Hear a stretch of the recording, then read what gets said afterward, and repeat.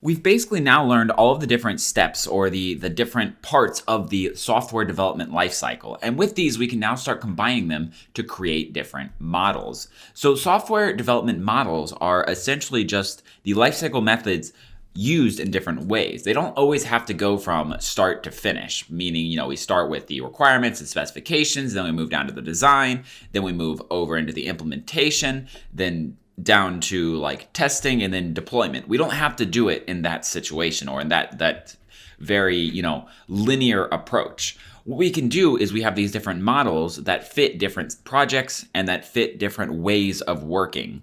So we have two different types of models here. We have predictive models and then we have adaptive models, or linear and flexible, if those help you. The terminology usually used in like textbooks though are predictive and adaptive.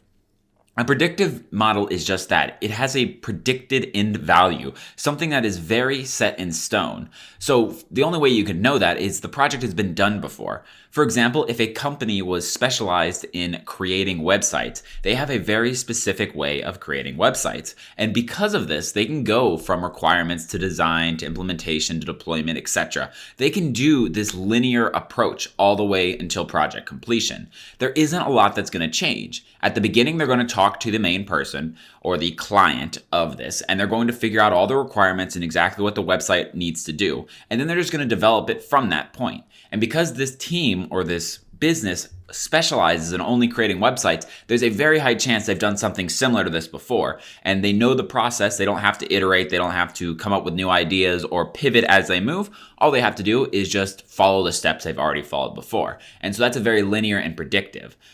There's not much room for change here. And with this, we're going to talk about a common model, the waterfall model. As you get farther along, it's a lot more expensive to change things. So this is a very quick, a very easy to use software development model, but it's very inflexible. It's linear. It's hard to actually deviate from that path once you go down it.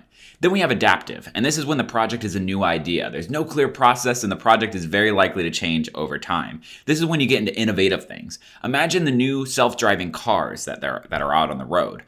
How would you have developed that with a linear approach? Well, you couldn't, because you don't know what you're actually building.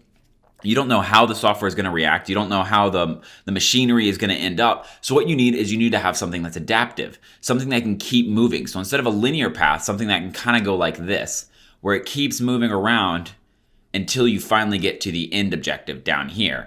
And a linear path would basically, every one of these changes, it would require you to go back to the beginning and spend more and more time for each one of these changes. Where if we have a proper flexible or adaptive model, we can adapt to the changes as we go along, and it'll save us time and energy over the course of the project. Now, of course, the downside to this is that it's more complex. It has to have a little bit more planning involved so that you build it flexibly so that you can keep going over iterations and actually be able to go backwards. I mean, it's very easy to say that this model is adaptive, but if we build it exactly linearly and just call it adaptive, it's still going to cost us a lot of money to go back. So those are the two basic types that we're going to be going over. In the next lecture, we're going to be starting with actual models and detailing them.